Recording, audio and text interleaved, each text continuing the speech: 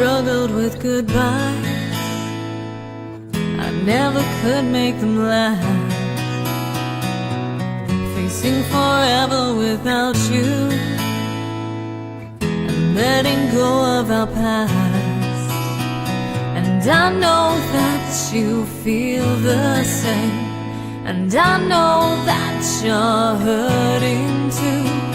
The two of us are poison, burning in silence as the world crashes down. Let me grow old without you. With you I drown, burning in silence as I stare at these walls. Torturous madness, but we gave it our all.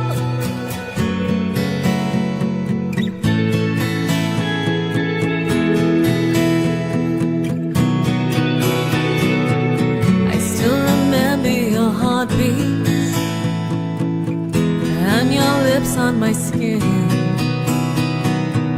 I sometimes feel like forgetting could be considered a sin, and I want you to feel the same. And I hope that you're hurting too, because you made us poison. Burning in silence as the world crashes down. Let me grow old without you. With you I drown. Burning in silence as I stare at these walls. Torturous madness, but we gave it our all. Just let it fade into the night. We tried so hard and still lost the fight. Another place in another time, my friends. This wouldn't be the end.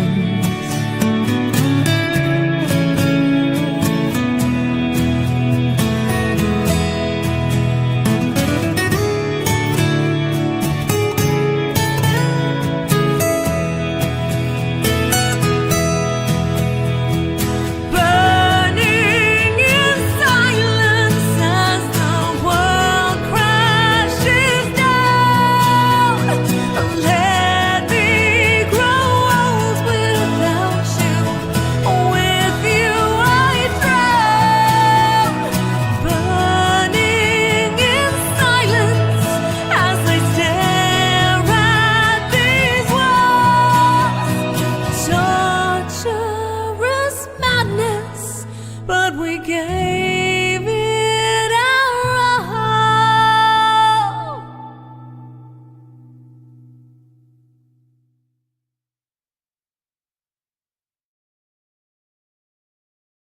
What's going on, everybody?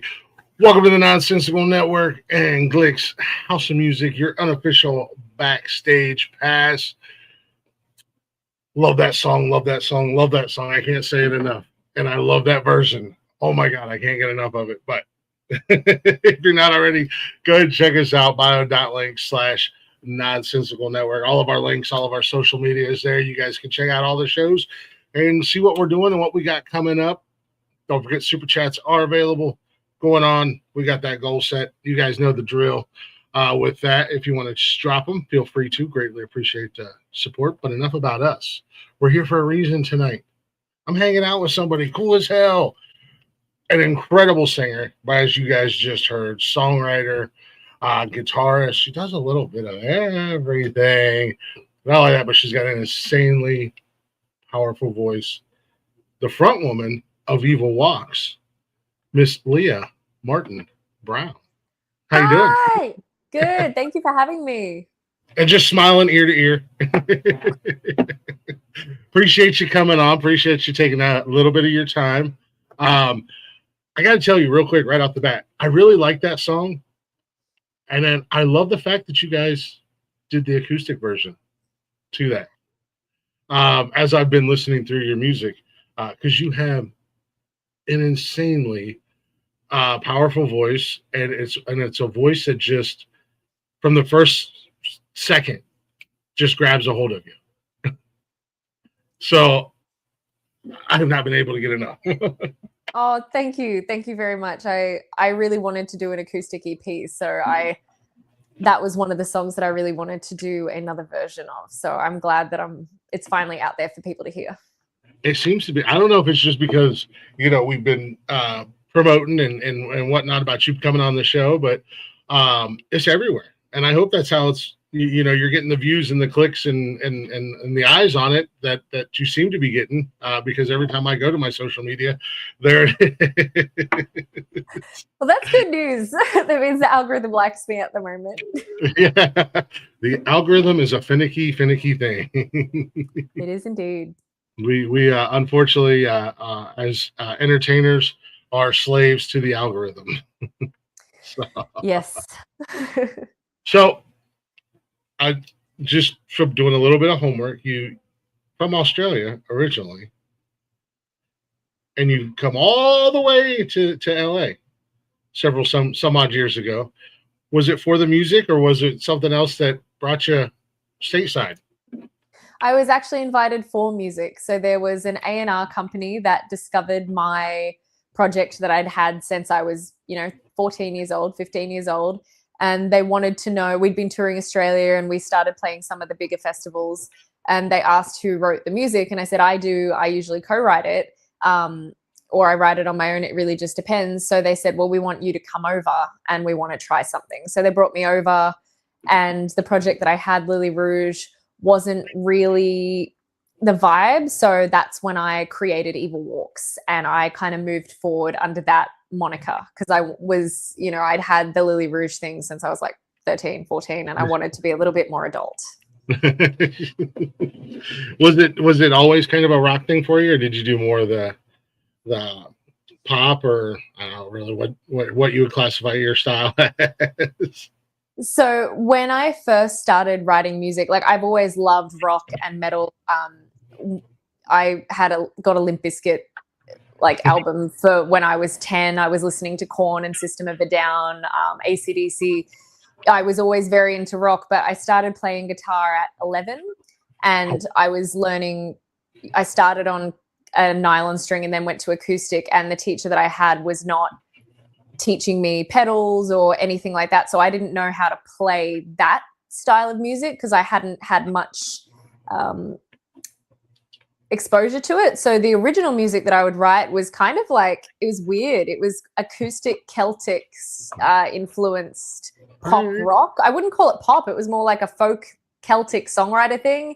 And then when I turned 17 and 18 or even 15, I got with a producer who could kind of finesse things. I was like, oh, I do write rock songs. It's just I've been playing my acoustic guitar and I didn't know about pedals. No one's ever educated me on that. So it went kind of into a gothy, very gothy, weird Evanescence thing. And I experimented with a bit of Rage Against the Machine, and I did a bit of rapping, and then it morphed into just female AC/DC. And now I'm kind of coming full circle into that alternative heavy rock.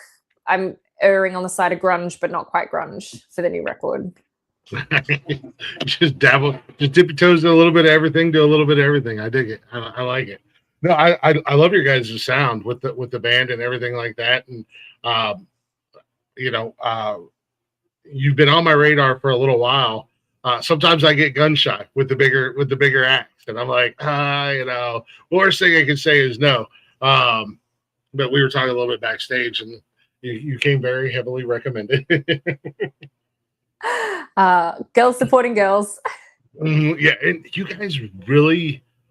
I don't know if that's an LA thing. I can't really say that I've seen it much from other areas where I've interviewed artists, but that's really cool. It seems like that you guys out there are really pushing each other and supporting each other. We're all just really good friends, and we all just really like each other. And I would rather be working with people that are my actual friends than people that I don't like. So the artists that you mentioned, Jules and the How, VK, like we've been to each other's houses, we go to each other's birthdays, we play shows together. There's a whole group of us that are just genuinely very good friends as well, and we love to collaborate together and work together. And I don't understand if another way of doing things.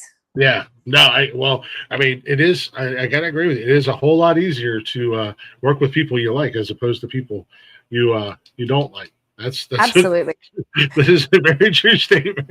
Yeah, and there's no reason not to like anyone. You know what I mean? Like everyone should, unless something terrible happens. Like I don't really understand the reason not to like someone. You know? Yeah, no, like I said, your guys' scene, just from the little bit that I've got to. I'm clear across the country. I'm out in middle of nowhere, Ohio, surrounded by cornfields. But I've got to experience a little bit of your guys' scene just by having the different ladies on to talk about your guys' music and stuff like that. It seems like you guys have a really, really good community as well. That not only just pushing each other's, girl power or women, women supporting women or anything like that, but in general, the music scene seems to be pretty good out there, independently. Yeah. I believe that. I think I have never felt anything but support from the people in Los Angeles and the community that's there. There definitely is like a strong group of people who we all lift each other up. If we hear there's an opportunity that's going to fit one of our friends, or at least for me, if I hear something that I'm like, oh, my friend would be sick for that. Like I always recommend people. I just love everyone coming up together. And I think it's super important to have that community and to put your friends forward for things, because that's why that's what friends are for, right? Yeah, that's what you got friends for, to share success, and there's plenty of stages, that's for sure. Yeah, there's no shortage of stages. And I've always been a huge fan of independent artists in the local scene. And you guys are really starting to kind of take over the airwaves, whether, Spotify, whatever, social media in general. That's all I listen to anymore, mainly all former guests, but through former guests, other artists similar to that are put into my algorithms or put into, and I love it, man. There's some, you included, obviously, very talented songwriters. And I think that for a short time, I'm a big music nerd. I think here for the last 10 years or so, we've kind of lost the songwriters, the good songwriters. It's more about, oh, I got a catchy hook and a beat. That's only, that's great if I'm at a club and I'm not really paying attention to the music. But if I'm driving in my car, I want to hear real music. So shout out to you guys, yourself and other artists that are just out there killing it. Oh, thank you. Running yourself ragged, the starving musician thing or artist. Hopefully that's not true, but no, I am starving, but it's not because I'm a musician. It's because I haven't had lunch yet. That's a really bad joke, but that's okay. Yeah, we're all friends here. Hey, we're here. I could hear my stomach rumbling, and I am wearing a mic. I'm like, if that comes through, they'll know I'm hungry. I don't hear it, but that'll be a first if it comes through on the audio when I upload it. Yeah. And unfortunately, I'm not smart enough to know how to edit that out. So we'll just pretend like it's like construction going on outside or something. Love it. And for you, speaking of the songwriting, for you, where does your songwriting come from? Honestly, it comes from real world experience. So all of my songs relate to an experience that I've been through or a person. Most of my songs I could attach a name to. It's all very personal of things I've been through or how I'm feeling in the time. That's mostly where I get my inspiration from. You ever catch any flack for that if somebody hears a song and they're like, hey, wait a minute. I definitely, there are some that are a little more obvious, but I I think the people who have figured it out are, I'm about to throw some absolutely massive shade right now, but the people who have figured it out are so narcissistic anyway that I don't really care. So they deserve it, is what you're saying. Yeah, I mean, look, I don't really. I think if anyone's lent an ear to any of my songs, I don't have like a love song.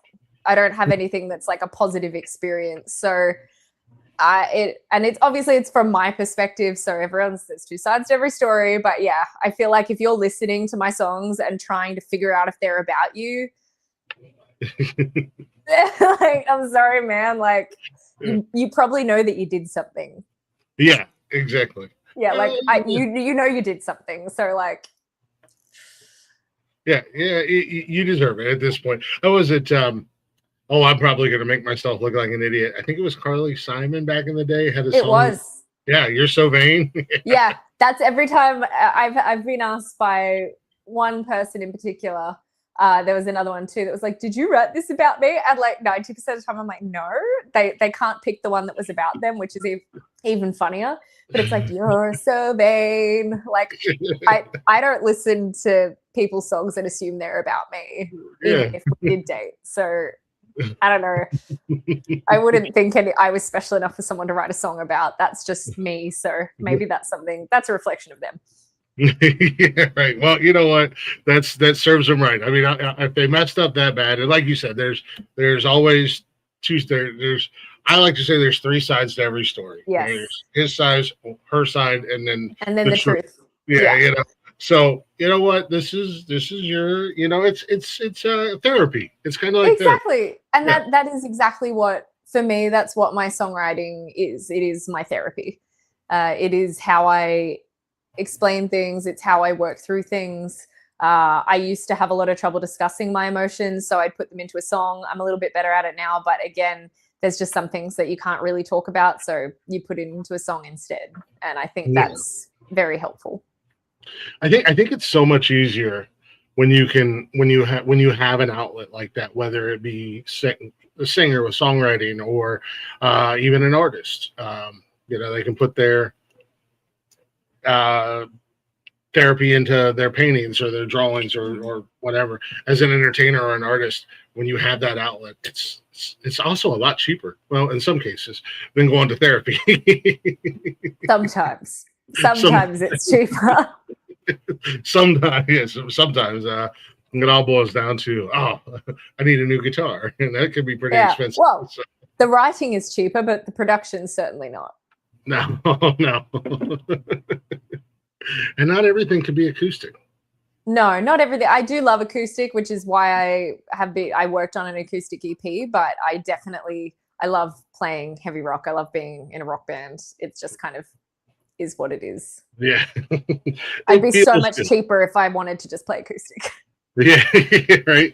I am an absolute sucker for EP music. I love when a hard song can be brought down.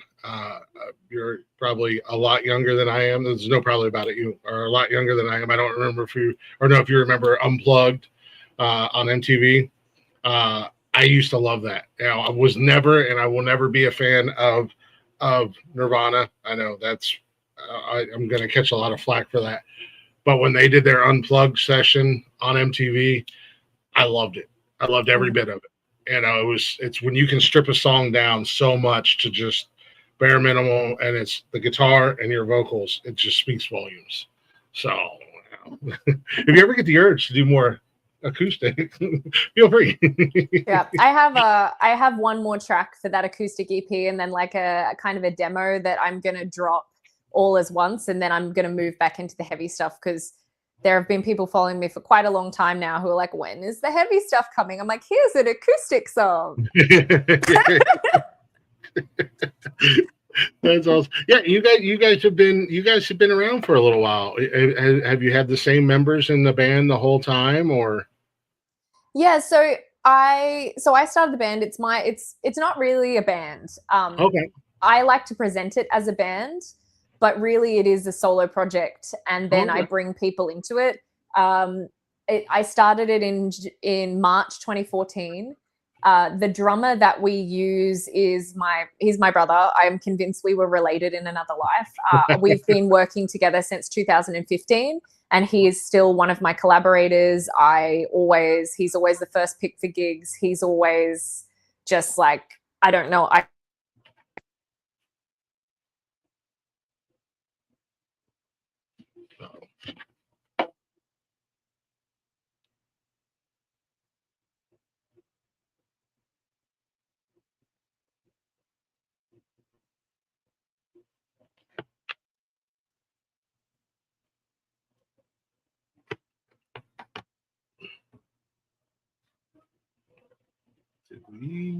All right, chat, you're gonna tell me out. I think I froze up, or we just completely locked up. I don't know what happened. Okay, we lost Leah. Okay, we'll get her back. Don't worry, we'll get her back. I didn't know if that was on my end or if that was something else. So sorry, I kind of froze up there a little bit because I wasn't sure, and I went into panic mode. As you guys have know, there have been a lot of technical difficulties on my end, but everything seems to be working again. But no worries, no worries. We'll get Leah back.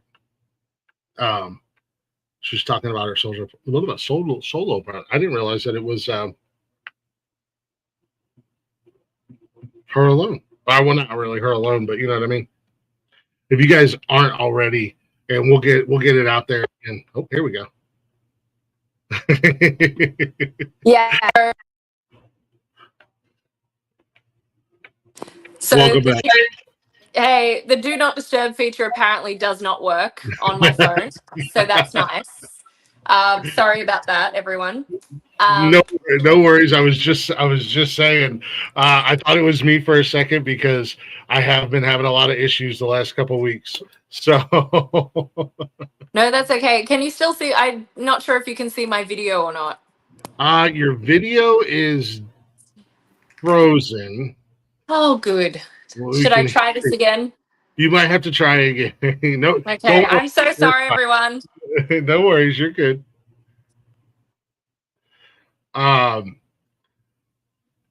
Dead Noise Media, yes, supporting the homies is always the best. Absolutely, 100%. Gotta love technical difficulties. I know technology is so much fun. Here, let me do this and do that. There we go.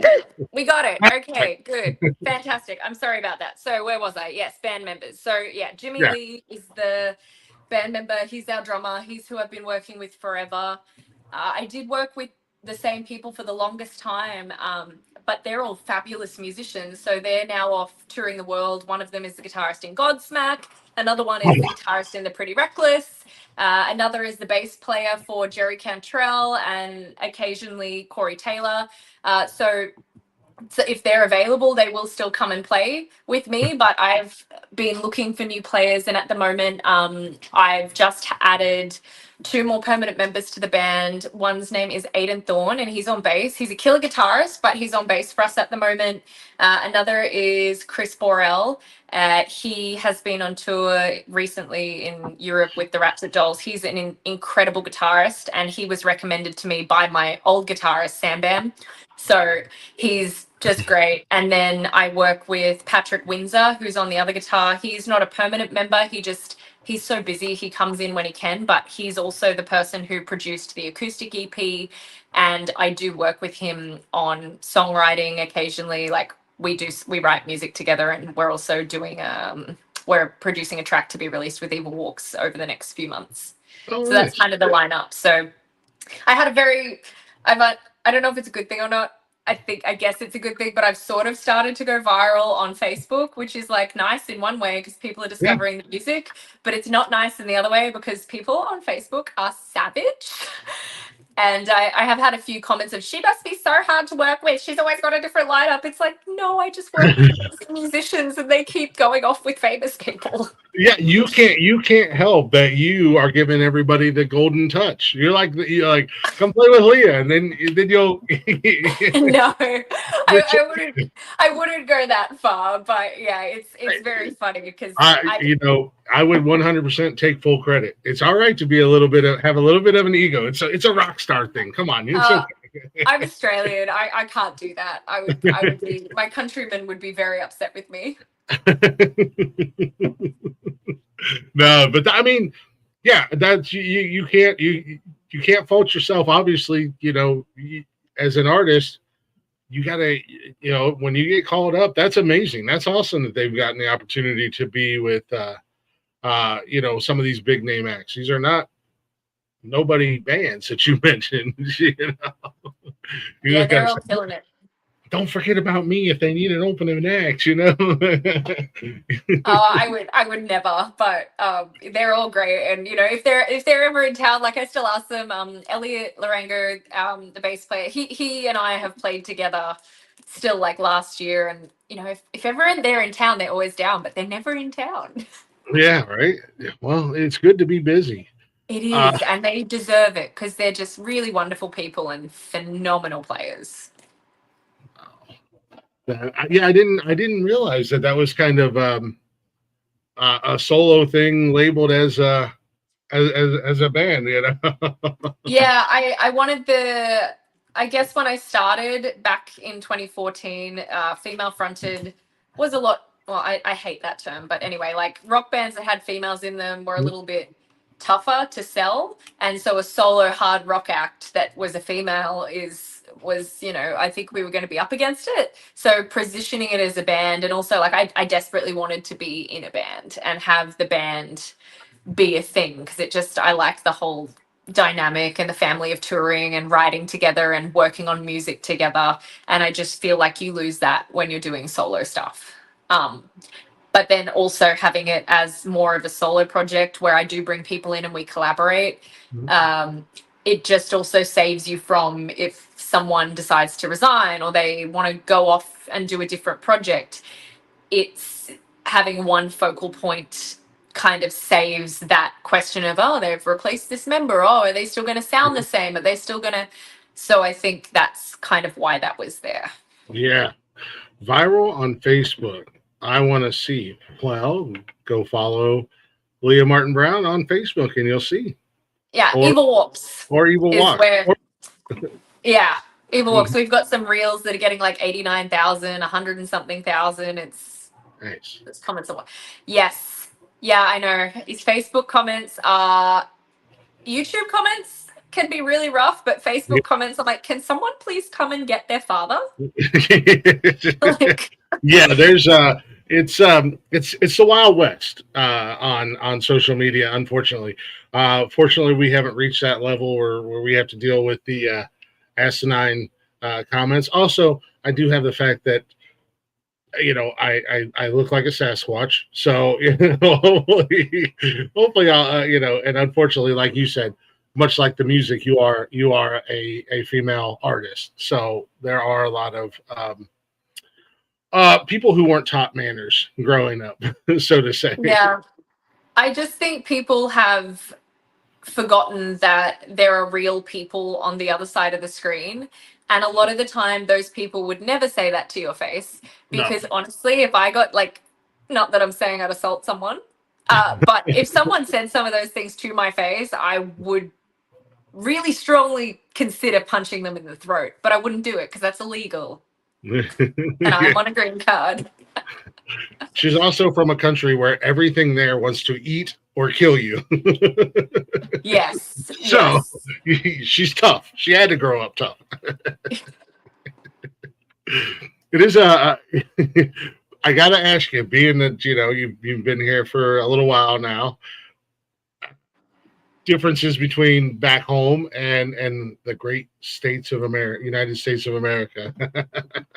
I mean, I think there are a lot of differences. People assume because they're both Western countries and both English speaking, that they're the same. And there are people who visit Australia, mainly Americans, who visit Australia and just go to maybe Sydney and they're there for a few days. Like, oh, it's exactly like America. I'm like, well, it's really not. It's very, like culturally, it's very different. And I definitely struggled with the culture shock when I first came here. There's a lot of things that goes both ways. Like there's some things in Australia that you would never do and everyone just does them here. And I'm just like, what are you doing? Like it gives me anxiety. Yeah. And then there's other things that you would do in Australia that you wouldn't do here. And I'm just like, what do you mean?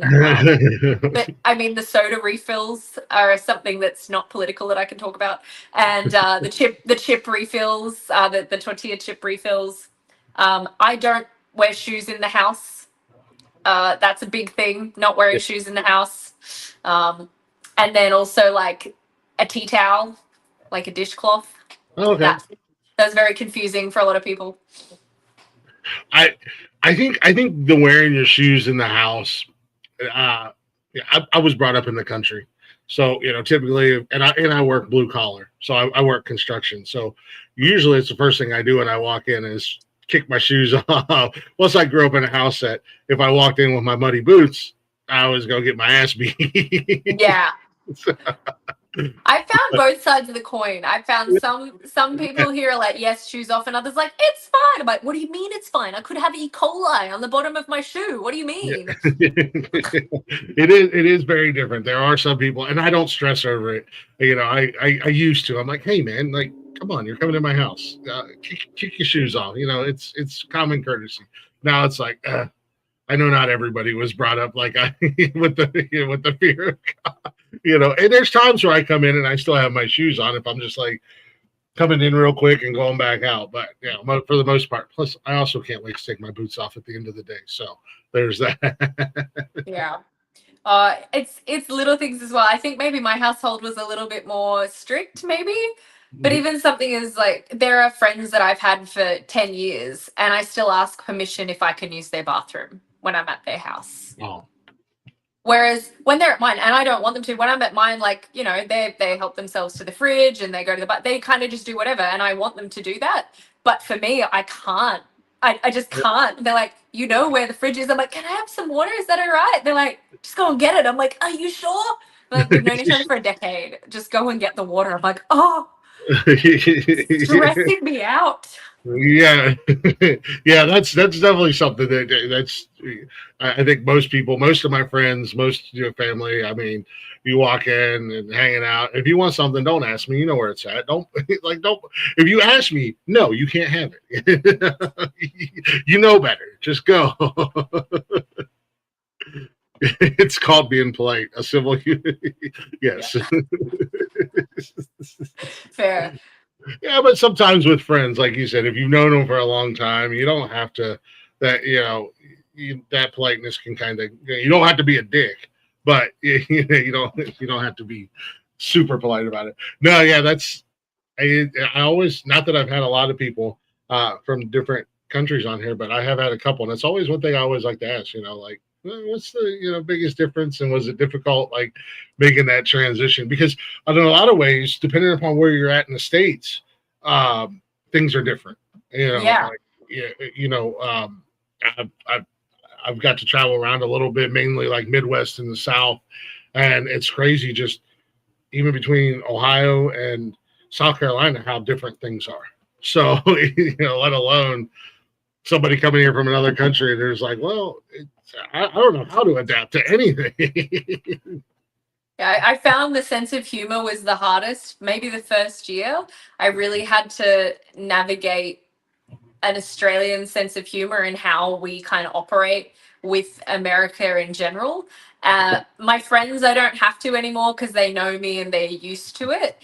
But I definitely, because we're so dry and we're so sarcastic, but it's not in a way that is experienced here. So I would find I'd say something not thinking, and people would either take it seriously or they'd be really offended or they wouldn't understand. They're like, what? And I'm like, I didn't mean it like that. I'm sorry. I'm just making a joke. Calm down. Yeah. Yeah, and I feel like because we like to make fun, like not make fun of, but we have like banter. So if we really like someone and we're like we insult them like friendly in a friendly way, Yeah. nothing that they would be like worried about or something that would make them insecure. But Australians definitely, if we're making fun of you, we like you. Yeah. And so that's something that I really had to dial back while I was here. And so when I go home now, I have a bit of probably a few weeks where I have to like code switch because they still do it at home and I don't really do it anymore because over here, unless they're British or Australian, it still doesn't land. They don't really understand it. And I obviously would never want to hurt people's feelings. So having that code switch and then having my family, I'm like, what do you mean to me? They're like, what do you mean? You've been there for too long. I'm like, oh. Yeah, again, I think that varies on states because I know where I'm at and where I'm from. If I'm not messing with you, if I'm not picking on you, I don't like you. The same as you said. And I was telling you earlier, I think we was talking behind the scenes, we do our Saturday night show, and that's 90% of our show. It's just everybody breaking balls and busting balls and just messing with each other the entire time, So, yeah. I think it just depends because, there are some states, and like Dead Noise Media said, North Carolina, just going to South Carolina feels like going to another country. South Carolina is a special breed. I spent 10 years down there. It is, it's an interesting spot of the country. I need to travel more in the States. I'd love to go to the Carolinas. I'd love to go to the South a bit more. Like I've spent quite a bit of time in Cincinnati. I almost moved to Cincinnati actually. So there was on the road from me. Yeah. So I would love to the Columbus area. Yeah. Have you got to do outside of I don't know why you would come to Ohio of all places, but yeah, I've been to a fair few different places. I've been up and down the West Coast. I've obviously been to Vegas. I've been to Reno. I've been through parts of Arizona. I went on a tour. I got hired on as a rhythm guitarist and vocalist for a pop punk band at the end of last year. So I got to see some of the East Coast. Been to New York. I've been to Wichita in Kansas. Yeah, but I'd love to do more. I'd really love to do more. And with new music, I'm really hoping that maybe we get picked up on some of those bigger festivals because it'd be lovely to come out and visit all our fans out there. 'Cause apparently, according to the people who talk to me online, we have quite a few over in Texas, Fort Worth, actually, on the East Coast. Yeah, well, we would love for you to come back to Ohio and mainly, so we could. I would love to come see you perform. So you don't have to stay very long if you don't want to. This place is kind of weird. I love Ohio. I loved Cincinnati. I used to visit there a lot, and I almost moved there. And then I was in. Oh God, I played at the House of Blues in Ohio in November. Wow! In Cleveland, yeah, we played House of Blues in the Cleveland room. I think it was amazing. Like the people are so kind. I really enjoy the hospitality.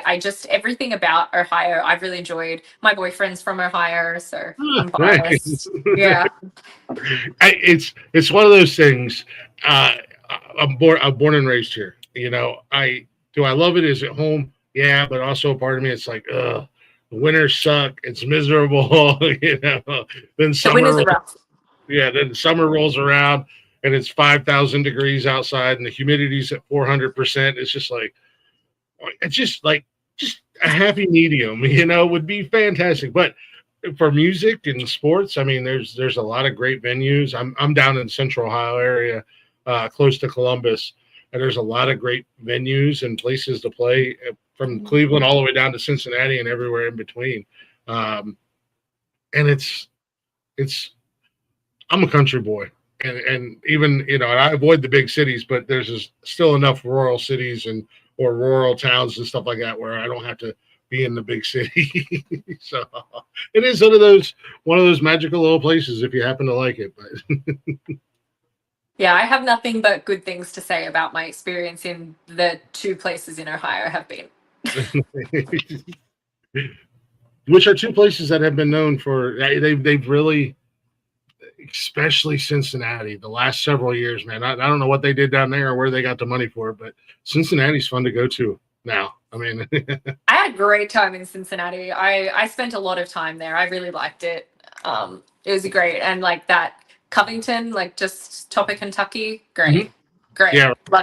Love every experience I've had in Kentucky. I've had a great time, whether it was Covington or also oh my God, I went somewhere else in Kentucky, and everyone's like, "How did you end up there?" And I was like, "I don't know." It happens. Knoxville, no, Oh, not- Tennessee, Knoxville. I don't know. Somewhere that there was a water polo game and a university. It could have been Knoxville. That's where the University of Tennessee is. Yeah, not Kentucky. Yeah. Yeah, I got a bit confused there. I was like, hang on a minute. I remember everyone staring at me because I had an Australian accent, and I was in a Walmart and I had red hair, and they're like, "What is this? What? Who are you?" You definitely stuck out a little bit. I did. I definitely did. It was a very like the town was quite small, so I think everyone was like, "What is this? Where are you from?" What is happening right now? Yeah, where are you from? Somewhere down south? A lot of fantastic bands and artists have come from Ohio. Yeah, man, Dead Noise. A lot of them have. Unfortunately, Ohio artists and musicians don't give me no love. I'm in your backyard, but that's okay because a lot of really kick-ass people do from other places. So, also, hello, Dead Noise Media. I really appreciate you being in here and watching this. I saw your name pop up earlier, but we were in the middle of like the talking. But thanks for jumping in. It's really nice to see your name. You see, as I told you, it's all right if we go off on tangents. It happens. It's a great thing. I don't run a very strict ship here. But no, I'm glad you got to experience Ohio, and I'm glad that you liked it, and you apparently liked it so much you stole one of our own. Yeah, I mean, he was here. I had no idea he was from Ohio. This is not on me. He was already here. He ran away. Yeah, he ran away. I want to drag him back. So there you go. Even better. Now winter's too cold. Yeah, good luck getting him back. I came back home kicking and screaming. I loved living down in South Carolina. It was great. And I lived on the coast. So I was like, got everything I need here. It's warm all year round. The beach is right there. So, have you kind of made it sound like you've got to do quite a little bit of touring and stuff like that? Yes, there's a fair bit of touring in my history. Evil Walks. Oh well, Lily Rouge, my first project, toured all around Australia. The only place we didn't get to was Western Australia, Tasmania, and then Northern Territory. But we went everywhere else, and that was incredible. Evil Walks has done Australia, Pacific Northwest, like West Coast USA, and then parts of Europe. We haven't toured for quite some time, though. I went on a bit of a hiatus while I focused on some solo work that I did.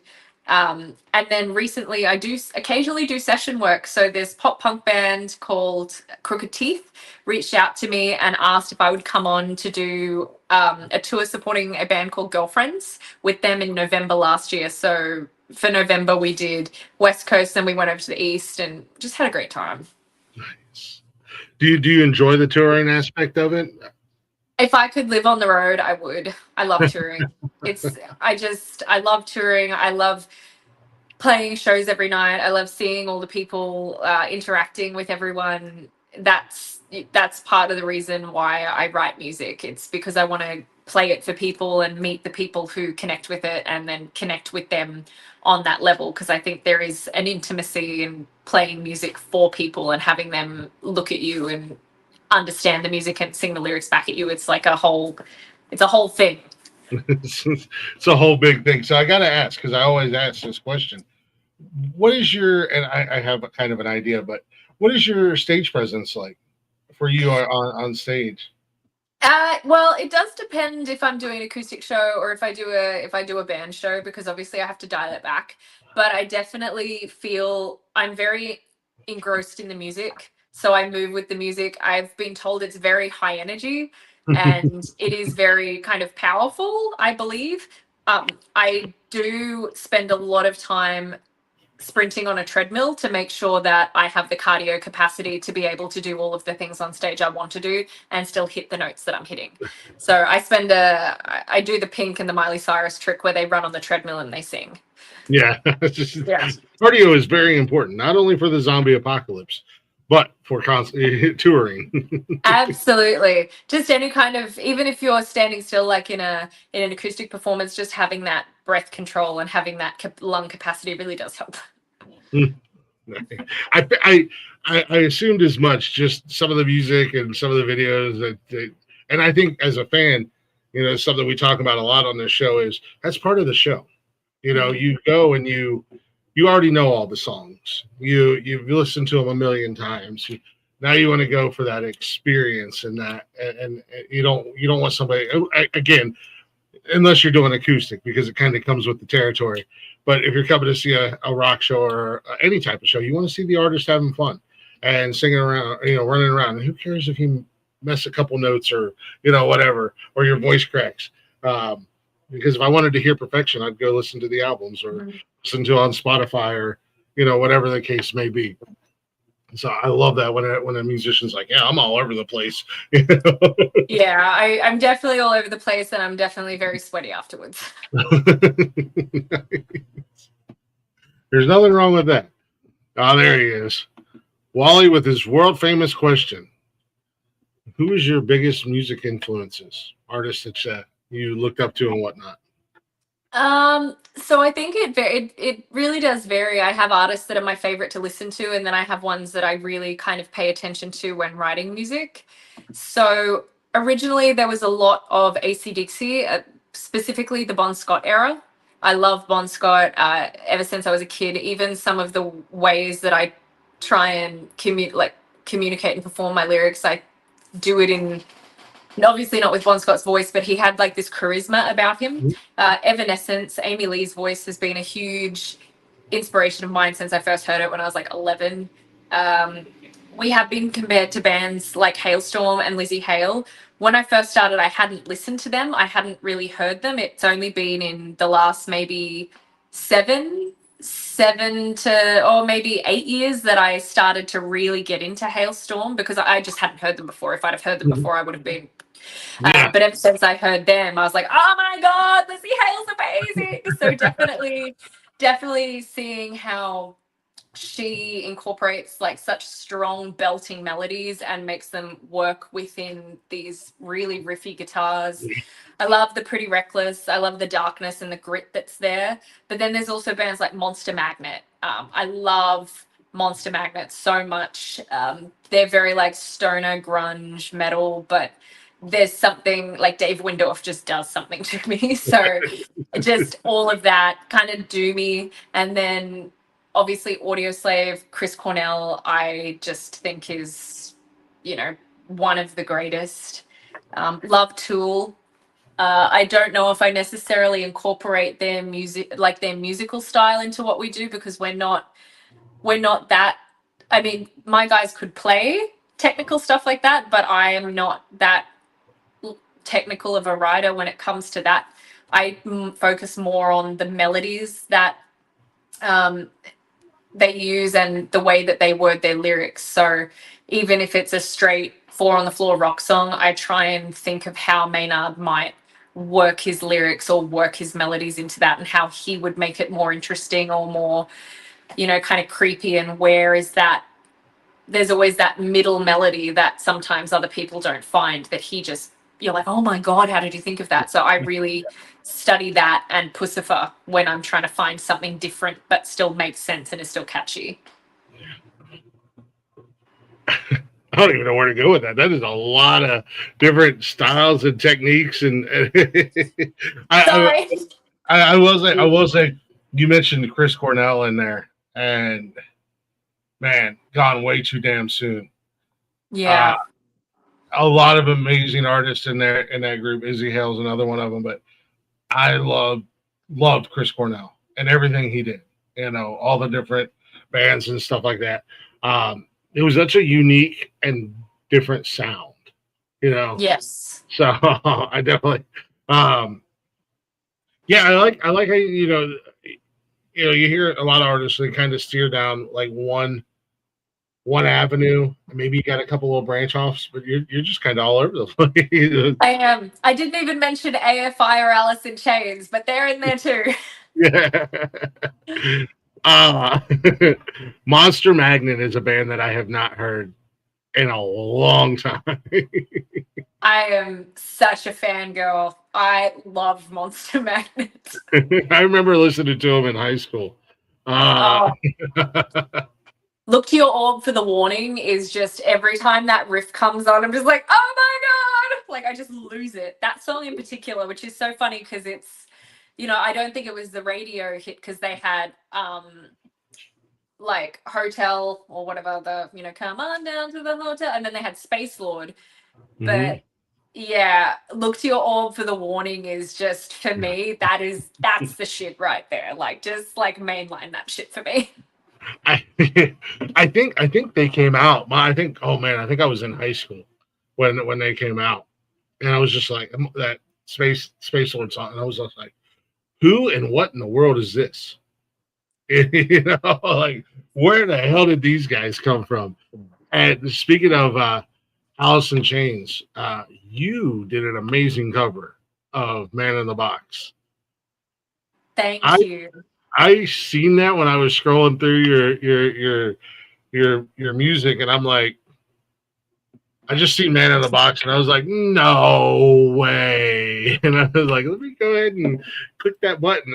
That was awesome. You did a killer cover of that song. And like, thank you. I say it a lot when artists, especially like independent and up and coming artists, choose a cover. There are some songs that, man, you really got to bring it, and you got to have a big old pair of brass ones to cover, and you killed it. That was great. Yeah. Thank you so much. Yeah, I love Alice in Chains, and I did that song when I was living in Sweden over the pandemic, and I love all of Alice in Chains' catalog, but that one in particular at the time was really like doing something to me, and I was like, man, I really wanted to do it, and I wanted to do it right. Yeah. Is there a song that means more to you than fans might realize? Ed, I'm going to Ed. Hello, Ed. So yeah, there is actually. Oh, thank you, Archangel. Yeah, so I think online maybe I've probably said this, but Surrender is a song that means a lot to me. That song in particular, like I love all my songs and they're all my babies, but Surrender in particular was a very, very special song to me. I co-wrote it with Jake Pitts from Black Veil Brides. He did the instrumentals, and then I did the top lining. And that song is just, when we first wrote it, I loved everything about it, and it was such a challenge. I don't know why I wrote it in the key that I wrote it in. I am very upset with myself because when we released the EP that it was on, it was the beginning of 2019. TikTok didn't really, I mean, it existed, but it wasn't what it is now.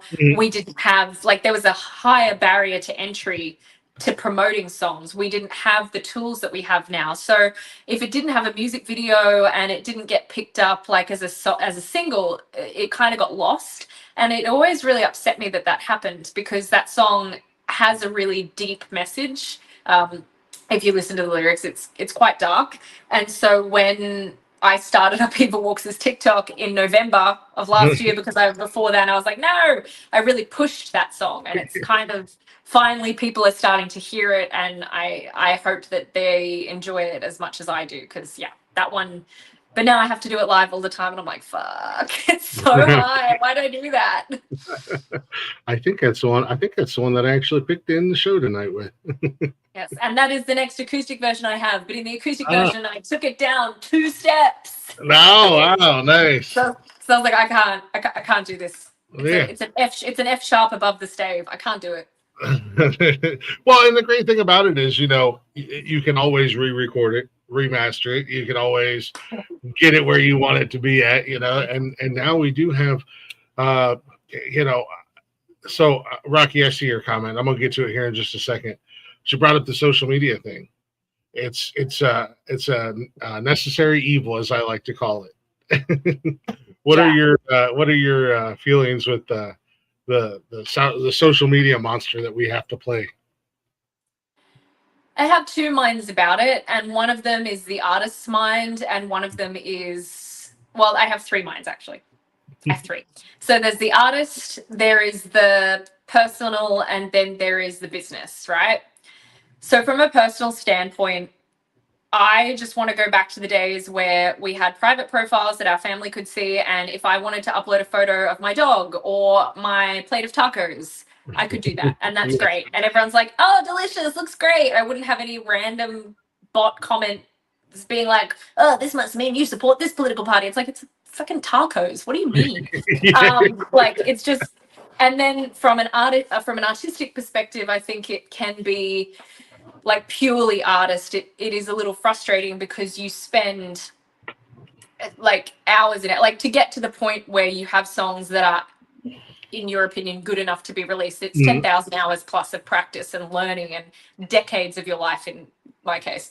And then it all depends on if this small snippet with this little video people connect with and that's one thing. But I think from a business standpoint, we are in a very uniquely positioned we are very uniquely positioned at the moment because there is an opportunity to reach such a wide audience for free that we could not do before.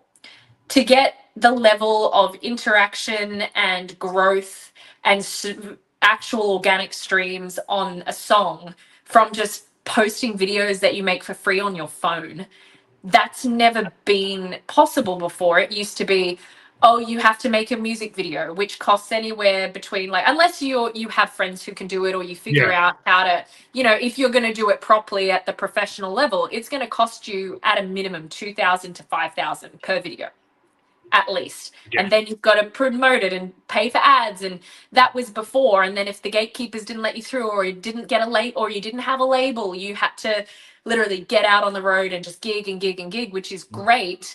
But if you have to pay your musicians, you have to pay for a van, you have to pay for fuel, there's all these prohibitive costs that meant that there were truly great artists who maybe couldn't get to where they deserved to be because they just didn't have the money, because they needed to, pay their rent.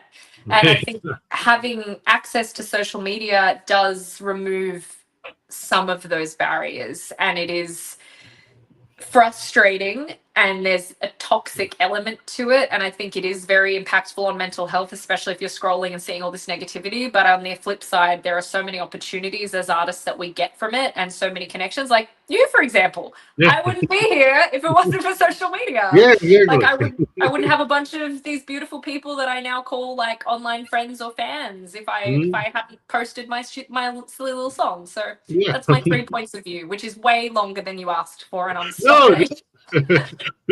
I'm just a guy that turned the show on. This is your show. It's all about you. That's what I tell my guests. It's all about you. I had to learn that lesson real quick, especially with our dear friend Jules, who just takes over. And God love her, because she does. She just, like I said, she just kicks the door down and she owns the place. So I had to remember. The show's not about me. I just make it all happen. It's all about you guys. But no, I like that point of view, because outside of doing, if you have a day job and then your music career as well, social media in a way almost becomes a third job.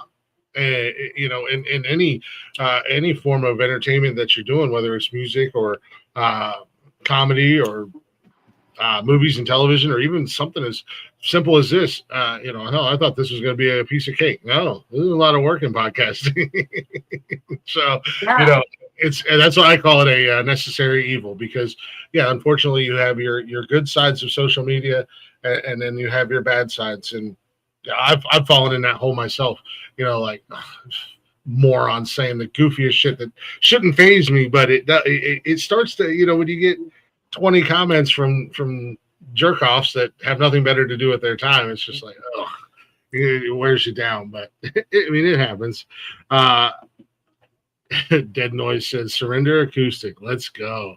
You know, I do have an acoustic version of Surrender, and I just haven't put it on TuneCore yet. I've been a little lazy. I was gonna do it yesterday, and I just didn't. So I promise that's coming, and it'll be released in the next few weeks, and There then you it'll be great. You guys will get the whole EP with a little bonus track that I've just thrown in there.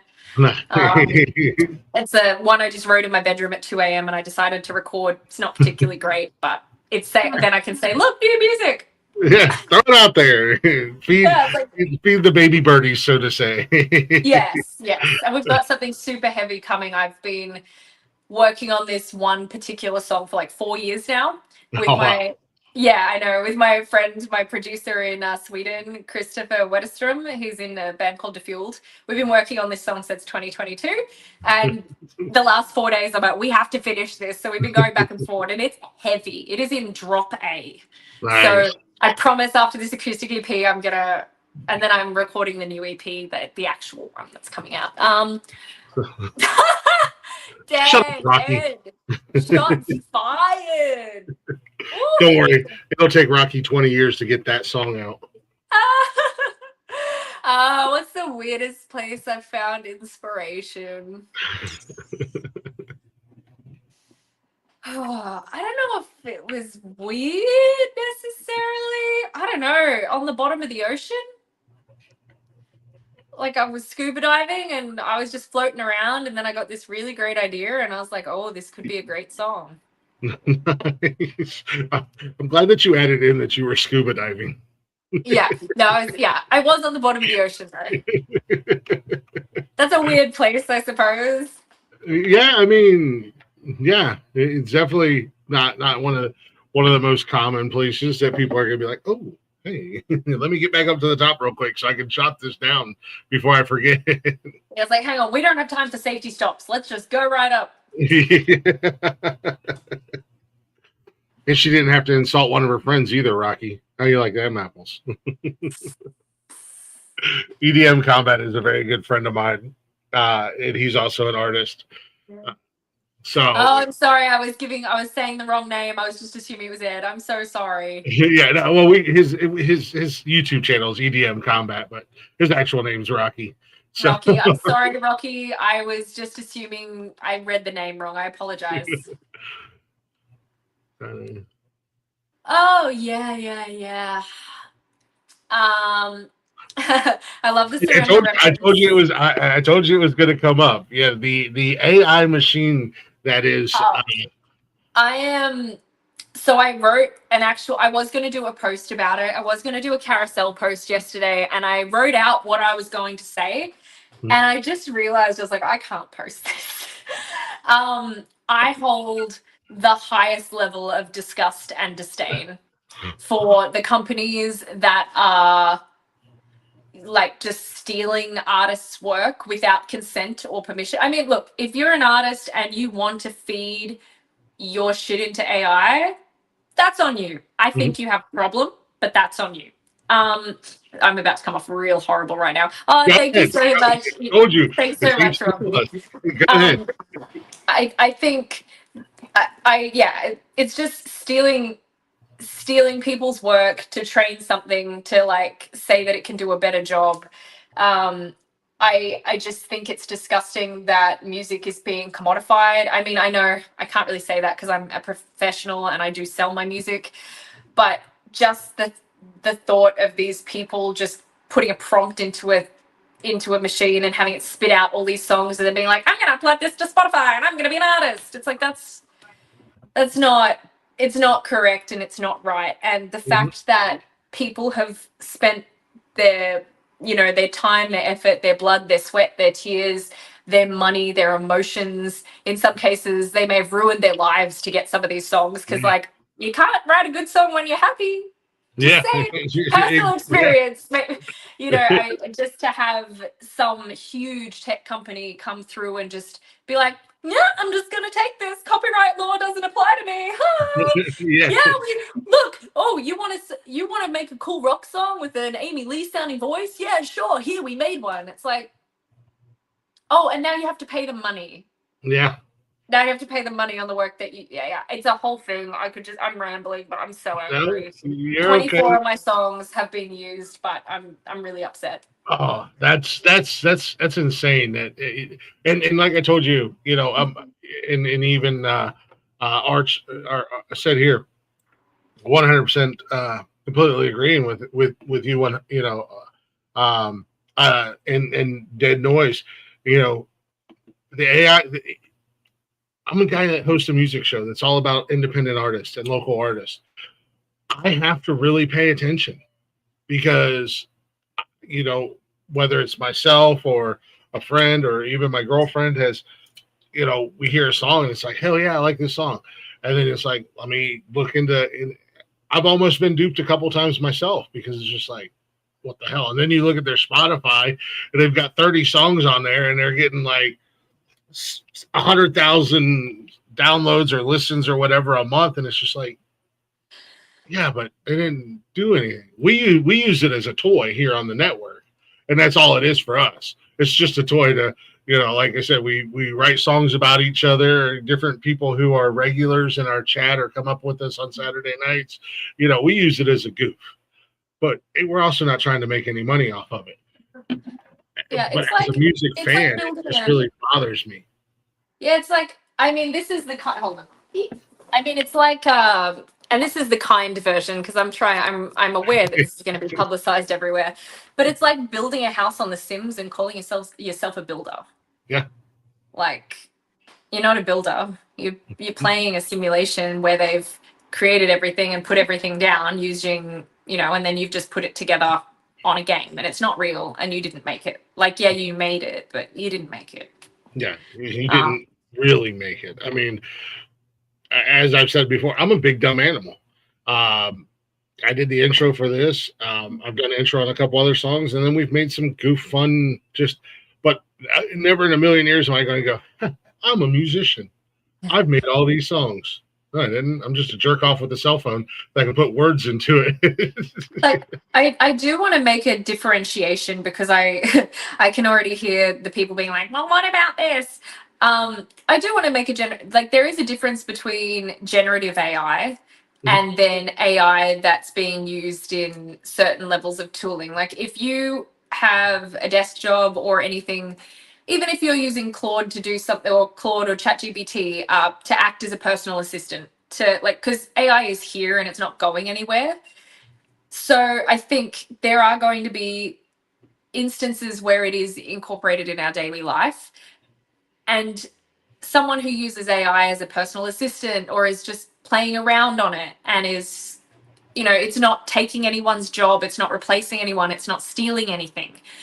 I think that that's a little different. And I just wanted to make that definition because I don't necessarily want to say I'm anti-AI. Like, I know, for example, you can take a Word document, put it in and have them reformat it. It doesn't have to change the words that you've written. It can just be like, oh, I want to have this in purple font, whatever. Yeah.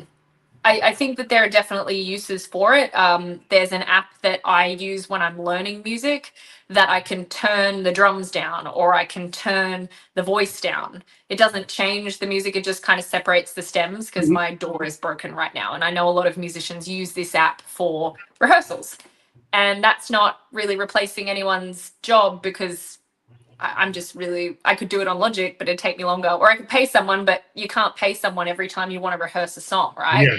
Exactly. Like every time I want to hear the kick just a little bit louder, I can't be like, hey, can I give you but yeah, I think there's a lot of gray areas, but when you get into the issue of stealing other people's work to train something, that's when it becomes the issue. So I just wanted to make that differentiation. No, you're 100% right. And it's wild because not only are you hearing it on the music side, now I'm a big fan of my Chat GPT. It makes my life easy. I mean, except when it's being an asshole. But I use it for all my thumbnails. But there's still a little bit of work that goes into it. I just think it looks a lot nicer. I'm not smart enough to put something like that together, or do I have the time to do that? But not only in the music industry, but in the radio industry, they're running into that same problem.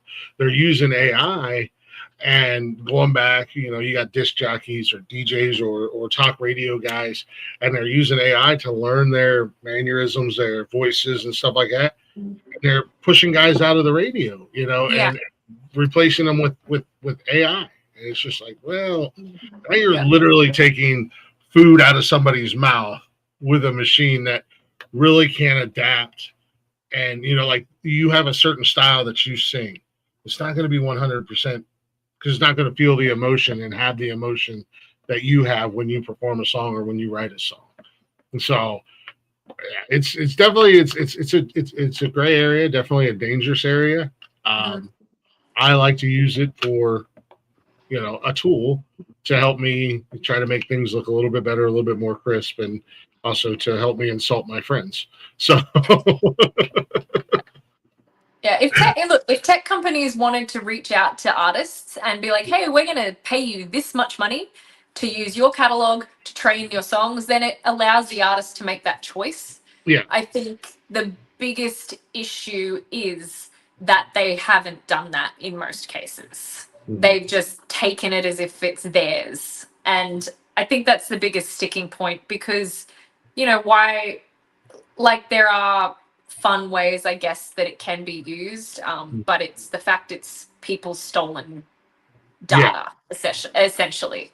Mm-hmm. Well, I mean, it goes back it even goes back, way back when Napster and Metallica, Metallica went after them. And, some people, I'm not a big Metallica fan. That's just because my style, I'm more Megadeth, Iron Maiden, that's more where I lean my fandom towards. Never been a big Metallica fan, but I can see as artists where they were coming from and why they were angry, because even if it was only dollars that they were losing, they were still losing money. There was other artists out there not as big as Metallica that at the end of the day they were kind of sticking up for, even though they kind of came across like jerk offs when they did it, but still, you can see where they're coming from.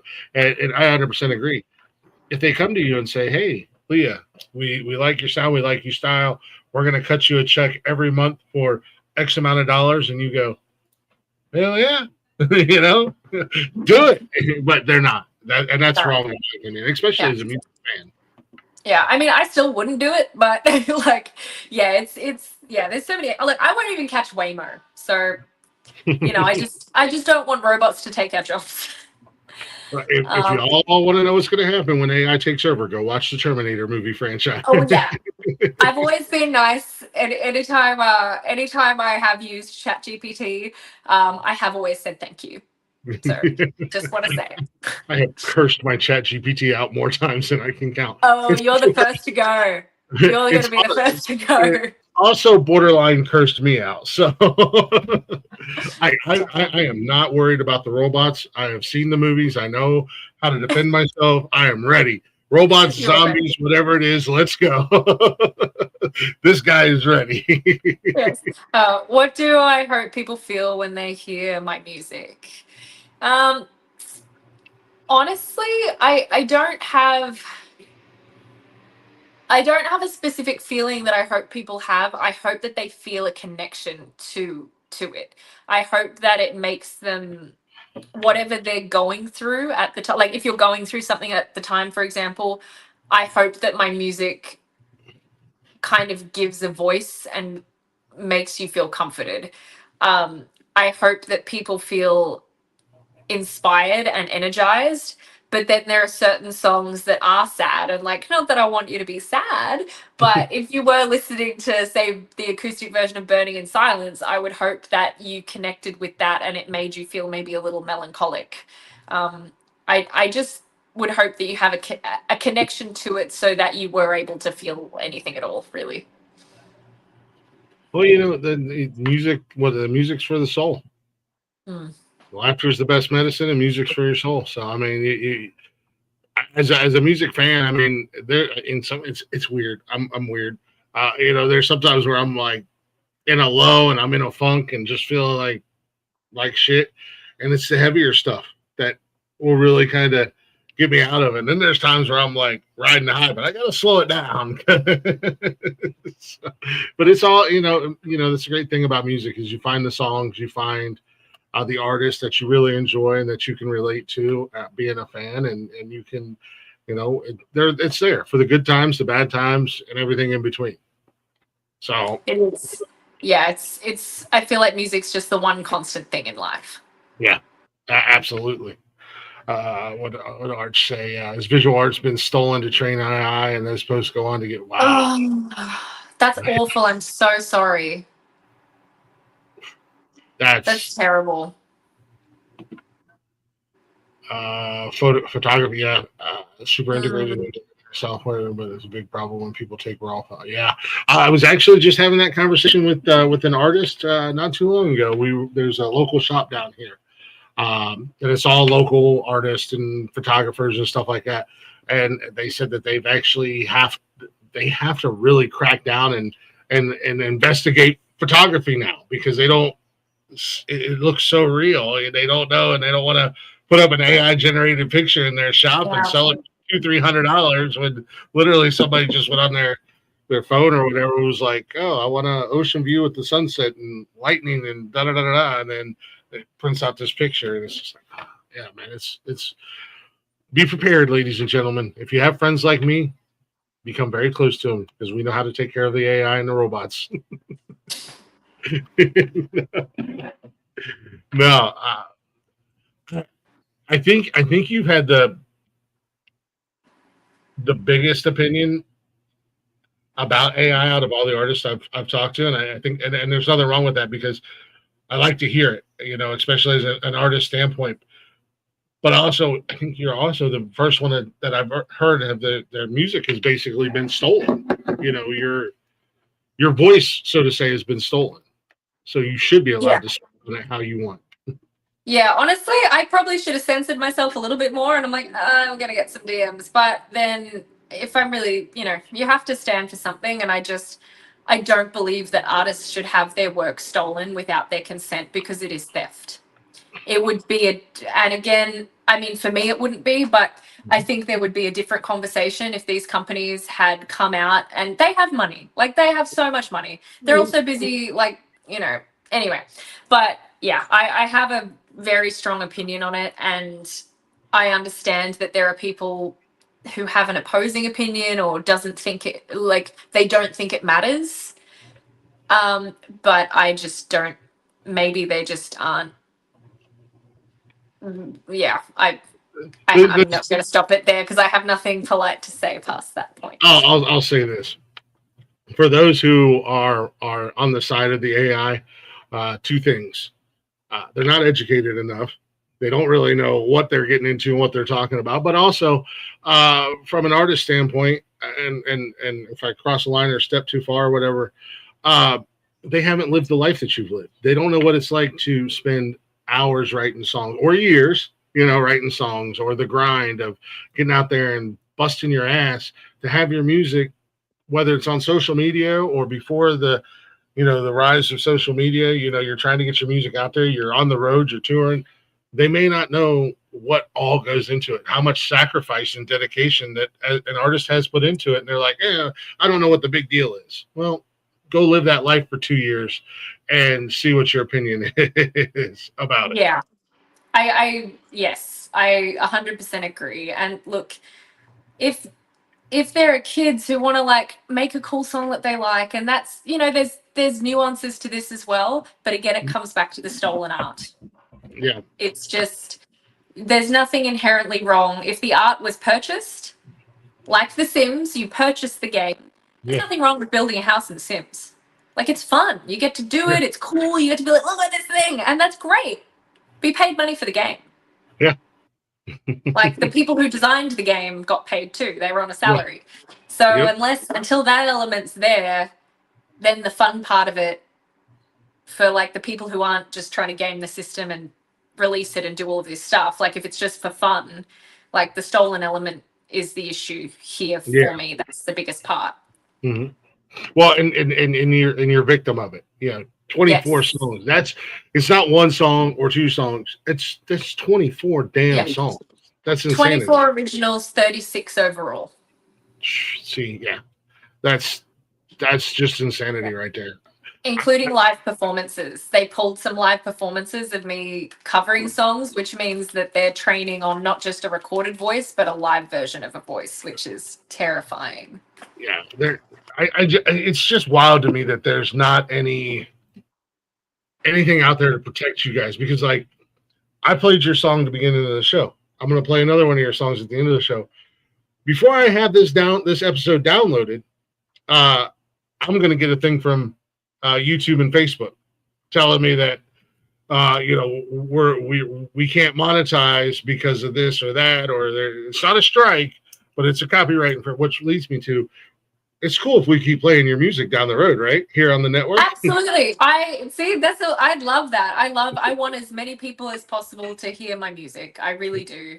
And like, we're artists. We just want people to hear our music. Yeah. So suck it, YouTube. Yeah, YouTube. Please let Glick play the music for Evil Walks or Leah Martin Brown or whoever, Lily Rouge, whatever he wants to do. I give full consent. No, but yeah, I think it's wild that they can do that, and there's no repercussions or nothing. They're just like, we're gonna go ahead and take it. And there's sucks to be you. Yeah, I hope that changes in the future, and there's guardrails and better things are put around it. But yeah, I unfortunately do. Well, not unfortunately. I have a very strong opinion on it, and maybe I've said too much. But I'm feeling particularly raw because I only found out 24 hours ago about the song. So. Oh wow! So it's still fresh. The wound's still fresh. Where does the line "floating down with me" come from in Surrender? It's currently my posted played song of the month, by the way. Okay, I love that. That makes me so happy. Thank you so much. I'm so glad that you enjoy the song. So Surrender, that line fit into what I was talking about, but it was inspired. I was reading a lot of Stephen King at the time. So We All Float Down Here is this reference to It by Stephen King, and You Could Be Floating Down With Me is another like call out to that line, being like, you could be down here, because the song itself is kind of about mutual destruction. It's about like being in a really like dark, bad place and, kind of going too hard and wanting to take someone down with you and being like, well, why don't you want to be down here with me? Like, we all float down here, because Pennywise, when he's calling out in the gutter, is like, you will float down here, and it's in like the other world or in hell or wherever you want to imagine. So that's where that line comes from. Nice. You a horror movie fan or just Pennywise? I love horror movies. Actually, that's Hellraiser, my favorite back there. Nice. Yeah, I'm a big horror fan. Nice. Can't go wrong with horror movies. Love them. Nope. Love them. And books. I read a lot of horror novels too. Oh, nice. Yeah. I don't read much. I'm not a big fan of reading, but I do enjoy horror movies. I've watched them my whole life. Yeah. God. I was going to ask you with that kind of, because I was going to ask you about the Pet Sematary song. Is that? It's a cover of the Ramones' Pet Sematary. Okay. I started to listen to it as I was thumbing through, and I was like, this sounds awfully familiar. Yes, I love the Ramones. I love the movie Pet Sematary. It's also my favorite Stephen King novel. It's actually one of my favorite novels. I think it's terrifying. And when listening, I wanted to do like one cover for the acoustic EP. And when I was listening to Pet Sematary by the Ramones, like it's really upbeat and it's like, da, da, da. But if you listen to the words, to me, the lyrics are sad. So I wanted to do my own like sad girl mournful interpretation, because I just can't have things be happy around me. That's what I'm definitely going to listen to. I'm not a huge fan of the Ramones, but I did like the Ramones. And there's one do-over, Richie. If you got your ears on, I would love to have you back. That's one interview that I got super excited for, but unfortunately, a couple guys that you no longer hear were fronting that interview, and it got sideways real quick. And I'm like, oh man, that's one I would love to have back, because Richie was so cool with all things considered. But yeah, that's what I'm definitely going to check out. Like I said, I started listening to it today when I was thumbing through trying to decide which song, and I was like, nope, I can't have another song that I can't decide what I want to play tonight. Yeah, it's definitely one to like listen to with like the mood lighting on and like lighting a candle. Nice.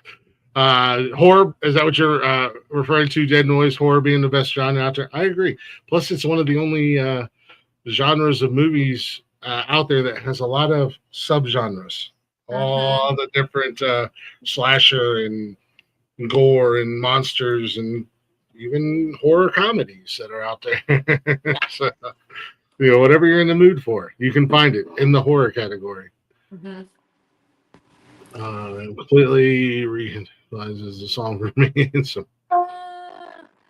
I'm glad that can recontextualize the song. Maybe when you listen, you can hear that. Backrooms was great. I really enjoyed Backrooms. VHS is great too. Love all of that. The VHS franchise was an unexpected good franchise. I threw that on when the first one came out. I threw it on one night. I was like, I'm just gonna throw this on and fall asleep. Yeah, that didn't happen. It was a good one. It was really good. My son actually he was real. I didn't know much about Backrooms, but he was all into it. He's almost 13, and he was all into the YouTube and the lore and everything behind it. So when the movie was, he was like, "Dad, we got to go see this movie." I was like, "All right, I don't know anything about it," but that movie had me fucked up. I'm still like, just kind of like, I need to know like what's happening. Yeah, it was there were parts that I was like, wow, this is unsettling. And I know the lore and I know stuff about it, but I was like, damn, Obsession. I watched Obsession. It was like back to back. Obsession the first night and Backrooms the second. Nice. Is Obsession good? I'm on the fence. Obsession. I loved Obsession. Like I did not expect that. I'm on the fence. I want to see it. Now they're talking about releasing it onto streaming with the uncut version, and I'm like, oh god. Oh, I don't know how they could get any more uncut, but okay. But it was great. And also they gave a shout out to like, I used to live in Burbank, and there's this like really cool like esoteric store called the Green Man, and that's where they get the One Wish Willow from. I was like, oh my god, because I know they're so cool. Yeah, all I do is watch horror movies too. I watch so many of them, that and like crime thrillers. I don't know if your mic is battery operated and it might be dying, or you're getting kind of. I don't have a mic on anymore. Oh, you don't have a mic on anymore? Okay, maybe you were just getting a little bit of a robot effect, but I think it went away. Oh yeah, no, I was hearing that too. I'm wondering if it was like the connection. No, my mic died. I took it off. Oh no! See, yeah, okay. So no worries. It's good now. Footage movies back. Yeah, but see, like I said, you never know where we're going to go with the conversation. We love found footage movies here in this house. So we're all about them. Ooh.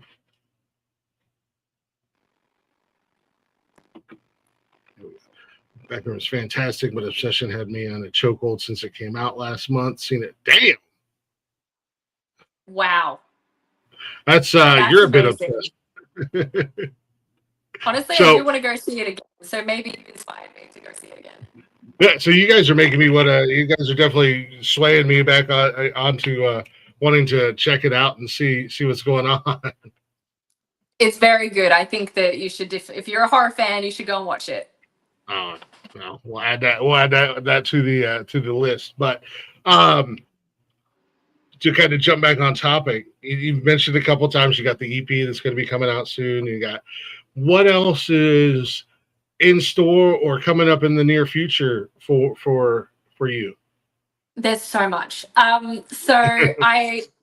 in 2023, I recorded an acoustic EP just for funsies. I wasn't living back in LA yet. I was kind of between Stockholm and Australia. So I just released it because I was doing a bunch of acoustic shows and I just kind of wanted to have them. So, And then I never got to release it because I went on a bit of a side quest and fronted a project that was co-written with Mutt Lang, so I just did that. That was like a pop rock thing, and so that has kind of come to an end. That album was really fun, and I really enjoyed that. But now I'm back on my bullshit with Evil Walks. So I'm finalizing the acoustic EP. I'm going to release Surrender acoustic is next, and then I'll release the full EP along with that with a little extra bonus track. I then have another super heavy song. I'll drop the name. It's called Eat You From the Inside. I'm going to be dropping that one. I think we're pretty close to being done. So I'll probably drop that one in the next 8 to 12 weeks. And then starting July 17th, I'm going to be in the studio with producer Hiram Hernandez. He does Code Words, Pink Noise. He just did Sayerson, As I Lay Dying. He's amazing. I've been writing with him now for just over a year. And so we're going to go into the studio and do a 5-track EP. So that's all booked in and ready to go. And then that's going to be the new Sound of Evil Walks. So, Nice. And there is one more track as well that I'm working on with Patrick Windsor and a few more. But they're just kind of coming out in the interim while I really focus on getting this EP done. And there will be videos for that. There'll be a full professional, like everything. These other ones are just to make sure everyone who's been so kind and following online and listening to me post Surrender 8 times a day, they get something new to listen to. You got to feed the algorithm monster, unfortunately. Yeah. And look, luckily we have like 26, 27 songs. So when people hear that, they can go and listen. But people who have been fans for a long time are like, do you have anything new? I'm like, I do, but they're not ready. Yeah, no, that's always the thing. Like, yeah, it's in the works. I promise, it's coming. just hang tight. Yeah. What's that? He recommends Digging Up the Marrow if you're into found footage comedy. Oh, there you go. I must check that out. I haven't heard of that one, which is strange. I'm going to check that out. Thank you so much, Dead Noise. Yeah, definitely look that one up. Yeah, I was thinking the same thing, Arch. That sounds like a super heavy song just from the name alone. It's in A. It's in drop A tuning. Yeah, it's pretty intense. It's been a work in progress for 4 years just because it is so heavy and I wanted to get it right because it's kind of my baby and I love it so much, but I'm getting to the point where I think my producer Chris is getting real frustrated because I'm like, I think I need to re-sing these 2 lines in the vocal. He's like, it's fine. I'm like, it's not fine. And he's in Sweden, so there's like a 9-hour time difference. So I'll be messaging. Yeah, he'll be messaging me at midnight. I'm like, no. And then I'm messaging him at midnight, and it's like he's so sick of my shit. He's sick of my shit. But he has a band called. Yeah, he has a band called Defueled. They're heavy. They're very cool. Go check them out. Defueld. If you're into Swedish melodic metal. Oh yeah. All right. Let's check them out. I'm into, when it comes to music, it's just, if something grabs my ear, I'm ADHD with everything in life, especially music. I'm all over the place. So it's like, if something just grabs my ear, I find a lot of artists. I'm just doom scrolling on Instagram and, it's like, ooh, what was that? Now I have to go back and try to find that sound or that voice. And then I jump in and find their catalog and listen to some of their music. And then I try to shoot my shot. Hey, you want to come on my silly little podcast? I love that. And I'm so glad that you contacted me because this is great. Yeah, Hiram's amazing. I'm still pinching myself that he wants to work with me. So I'm very excited. And I just locked it in last week and I'm going to vlog everything and I'm probably going to do a YouTube vlog to be longer and then on TikTok because again the whole AI thing, like even I've been accused of being AI sometimes with the videos I post, which is really frustrating. So there'll be a lot of behind the scenes wherever possible so you guys can check out what's going on even before the music is released. Yeah. And that's really cool too that you guys, artists do that behind the scenes, little studio shots or even the live footage or whatever it is. Anytime you can kind of pull that curtain back, and speaking as a fan, that's really cool because you almost feel like, oh, I'm a part of it. I get to like this is really cool. I can see the inner workings, kind of like when they pull the curtain back from The Wizard. Coil so heavy you had to switch string hands, I'm sure. We actually in the recording we use a 7-string because Chris is real fancy like that. Mhm. I've tried to kind of test the song out live, but none of the guys play 7 strings. So I think we're still going to have to finagle how we do that. But yeah, we already have 3 different guitars for our set because we have 3 different tunings. I'm usually in, I like the first part is standard, then we do a drop D section, and then there's the section that we all call the C section because it's all in C, C standard or C sharp. So they have 3 different guitars for the set. Nice. Might have to be 4 now. Yeah. You do sound like a bit of a pain. No.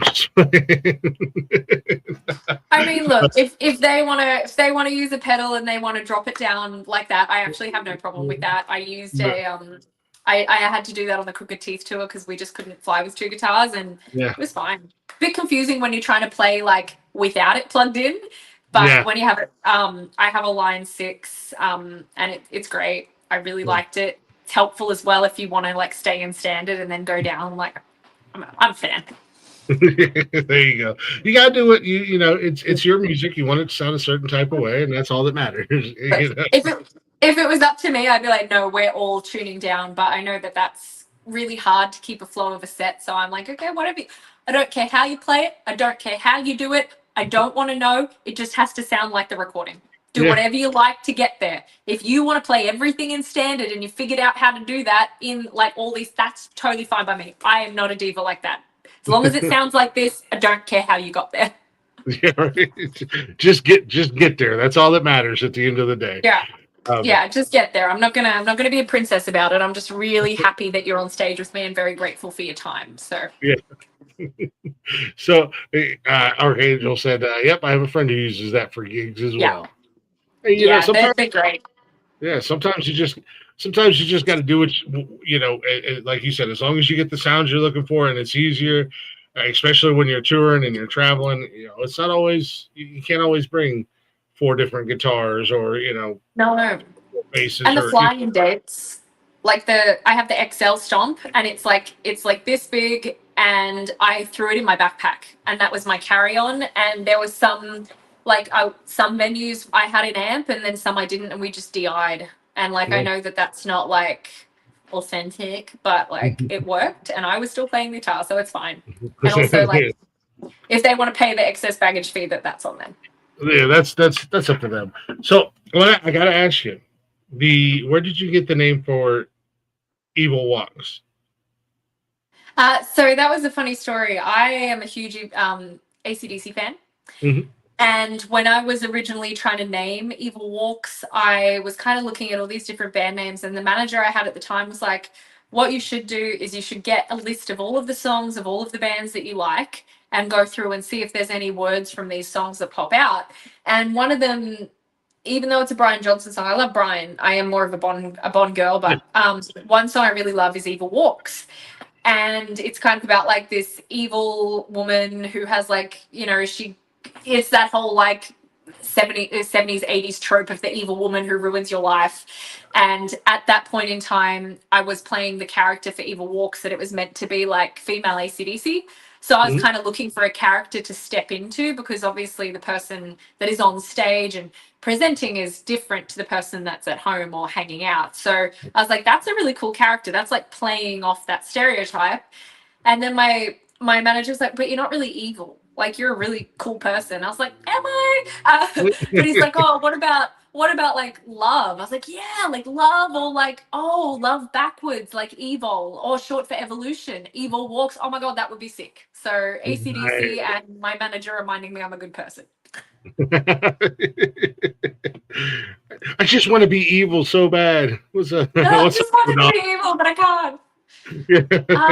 Thank you so much for coming in. What's up, Mo Dog? How you doing, brother? Yeah. I like the name, but I like how you did it with the love backwards, and I wasn't sure if there was a reason behind that or anything like that. But I like that. That's cool. It's like Thank you. you're not. I like the manager. You're not evil. Stop it. Yeah. Yeah, I'm like evil, like I'm playing Baldur's Gate right now, and like I'm literally like such lawful good. It's embarrassing. I'm like, I can't even be evil in a video game. Like, I feel bad for the characters. I'm like, no, I can't do that. I'll go and save your puppy, even though it'll take another 7 hours.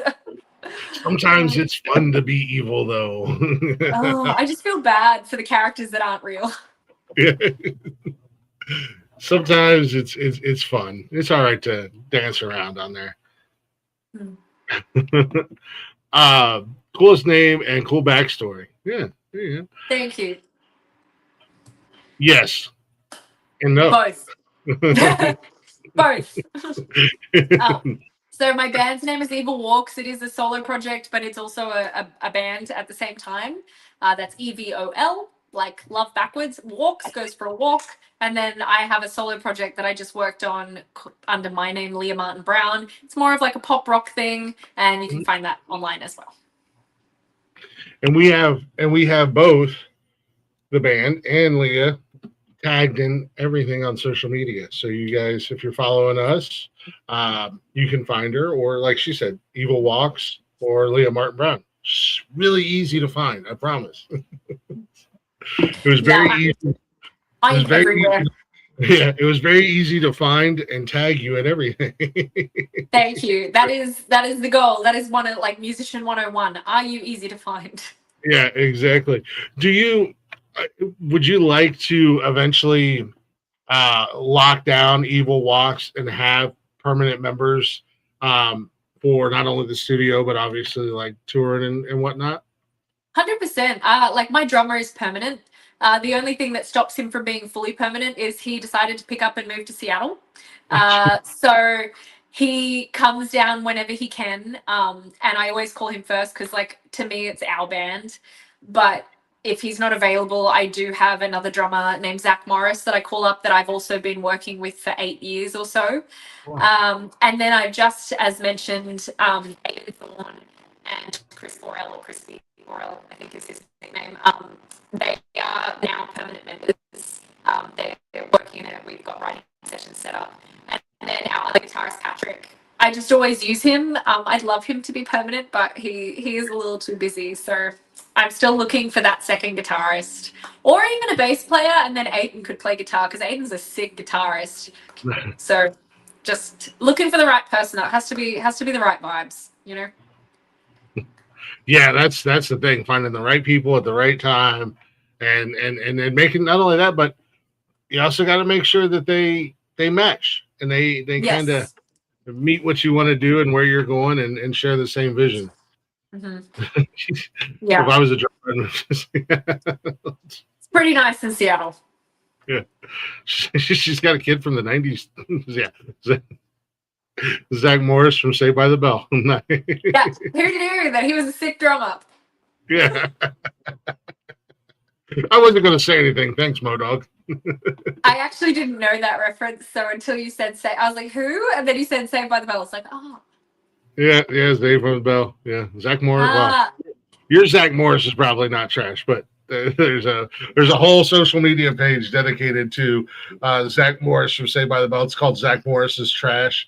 And it breaks all the reasons why that character was just a freaking scumbag. Oh my god, no! My Zach Morris is a sweet angel baby. He's one of the coolest people ever. So definitely not the same Zach Morris. That's exactly how I want to be described when I'm in a metal band. A sweet angel baby. He's phenomenal. He's a beast of a drummer. Yeah. It kind of kills the image. I mean, having a heavy metal, band, and then here comes the singer. He's a sweet angel baby.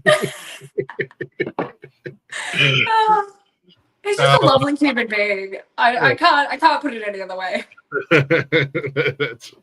That's awesome. So we're getting close. I don't want to keep you too long, and I know you haven't had lunch yet tonight or today. So, but what are your goals? Do you have? I mean, you've been doing this for so long. It sounds like you've done a lot, and you've had a lot of really cool opportunities and got to do a lot of really cool things. But for you, what's the future that you want to reach and get to? It's a great question. And I was thinking about it because the decision to work on this EP it was a bit, not because I don't want to make the music, but because I am independent, so I do have to fund everything. So I've done a lot of really cool things, and I'm so grateful for all of the opportunities I've had, but I'm not in my mind where I want to be. And so what's next for me is get new music for Evil Walks Out, like actual new music and this new EP, to give us a real opportunity now, like the pandemic's done, now everything's on. I would love to get back on the touring circuit and get back and play festivals. Like I think maybe 2027 is too soon, but I would really love to be out on some of those big festivals and just like finding dates in between to support. That's really where I want to be. I'd love to hit one of those big Spotify playlists. That'd be sick. And Yeah. just to the point where we're at a point where we can just continuously, work on new material, release new material, and then go out on the road to support it. That's my dream. There's music festivals, man. I'm a big music fest guy, and I love hitting. You go for the main stage. Obviously, they're like, you got your big names that are putting the asses into the seat, but yeah, there's nothing better than getting there early, hitting the side stages, hitting the main stages, early before the big bands come on there, because there are a lot of amazing artists out there that one day will be on that big stage. And I think, I have no doubt in my mind that includes you as well, being on the big stage for, big music fest. I mean, I'm all about the music fest these days.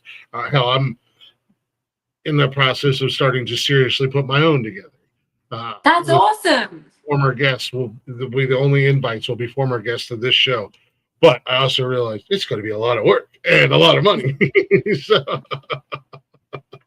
But no, that would be great for you guys. I'd love to get you out this way, so introduce you to the Midwest, and the Midwest can get to see, what you're doing and hear your music, and we would dig it out here. I'm sure you got a lot of fans out here already. We do have a lot of people from Ohio, Texas. We do have people we've East Coast and Midwest and South seems to be a really big part. And I'm in LA, so I'm not going to go to Seattle. Actually, I'm going to go visit my drummer. I'm lying, but yes, I would love you to come to an Evil Walk show, or if we go to the East Coast. But if that does work out, just send me a DM and I'll put you on the list. There you go, Dead Noise. My sound guy was almost on a lead guitar for Memphis Mayfire. Pack of Church.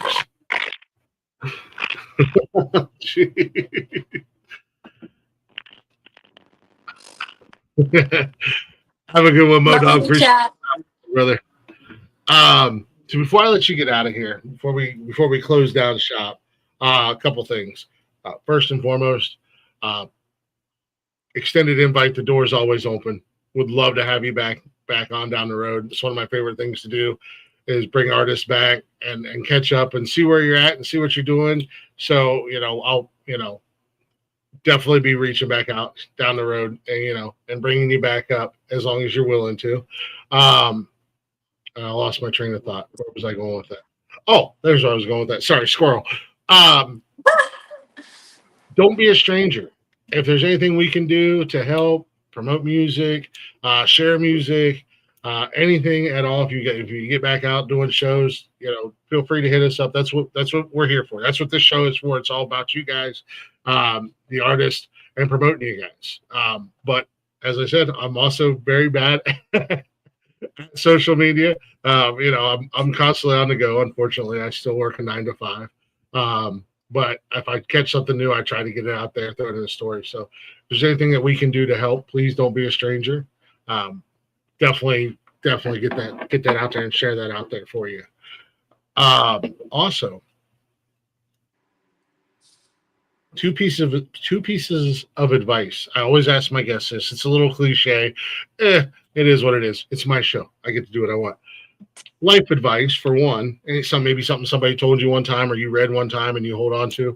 And then any aspiring musicians out there, or artists, songwriters, or whatever, what would your advice be for them?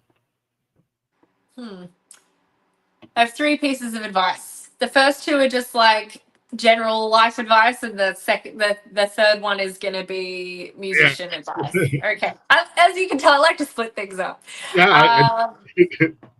Yeah, I like to say, actually, this one could go for music as well. Not my circus, not my monkeys. Yes, man. I say that a Yeah, lot. I say that a yeah, lot.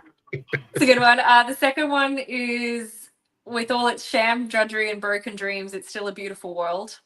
I think that one's really important. The desiderata in general is just like, I think, words to live by. And then I think for musicians, you definitely have to love it. It's about the love of it.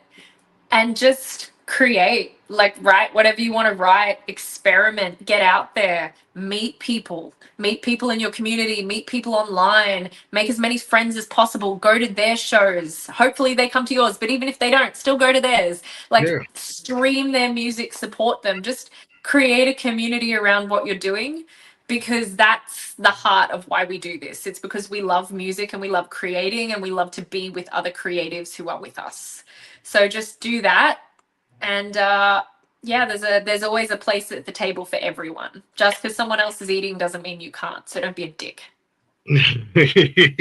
Sound advice right there. Don't be a dick. Yeah. Yes. Oh, thank you so much, Dead Noise. I really appreciate it. Yes, I'm so glad you're going to be spitting us. That makes me so happy. Thank you, Dead Noise. Greatly appreciate that. No, this has been awesome. Everything everybody that I was told about you was 100% accurate. Except for my AI rant, which if I get crucified online for that, I'll be like, well, oops. We'll come with the nonsensical network and the heathens. And our heathens. We'll come to bat for you. We'll come and stick up for you. Thank you. Because hey, I was just as much on board with you, and I agree 100%. And I'm not even a musician, so the hell with AI. I use it for what I use it for. Don't kill my AI. Kill the other. There's no judgment here. No, you're an absolute pleasure to hang out with. It was great to meet you and hang out with you. Like I said, I would love to have you back again if you're interested down the road. Absolutely. Especially after all the new stuff comes out. I'm definitely going to want to talk to you again after all the new stuff comes out. That's going to be awesome. Yes. When we got some more songs on the board, that would be great. Yeah, I'm definitely looking forward to all the new music. Like I said, I'm a newer fan, so I'm still enjoying everything and getting to listen to everything over and over again on repeat. So it's definitely a nice addition to the playlist. I was going to say something I totally forgot. Oh, I got to do my closing rant. You're welcome to hang out, or you can drop down and I'll do my rant. And I'm going to get out of here because we're going to wrap the show up with Surrender. Yeah. Yeah, My fave. that's what I got there. So yeah. So thank you guys for watching and thank you guys for hanging out. Make sure you all go check out Leah, Evil Walks, or Leah Martin Brown on social media. She's super easy to find, not hard. And if you're having a hard time and you're following us, I made it even easier for you because I've literally tagged her in everything. So thank you so much for having me. It's the hell out of been her. Yeah, go stream the hell out of her music, give her a follow, and when she gets back on the road, you might get to see her in a town near you. So crossing fingers. Yeah. Again, thank you guys for hanging out. Glicks House of Music, your unofficial backstage pass to all things music. Tune in tomorrow night because I will be back for Glicks Comedy Lounge, hanging out with Mika Carey. She's a great comedian. I'm looking forward to chatting with her and getting to know a little bit more about her. And then Wally is back Thursday, I believe, with Speedway Stories. Morgan is back, I think. I don't know what's going on in Wally's world. They'll be talking something motorsports. And then we got a long hiatus. There's no show Saturdays. We are out of town. I don't know if Wally's doing anything Friday, so you won't see us back again until next week. So appreciate y'all watching. Appreciate y'all following us. bio.link/nonsensical network. All them links are there. Leah, again, thank you very much. It was awesome meeting you. Awesome hanging out with you. And can't wait to see what comes out in the future. I'm really looking forward to the new songs. I want to hear the new one. the 4-year work in progress. I can't wait to hear it. It's hopefully it gets there.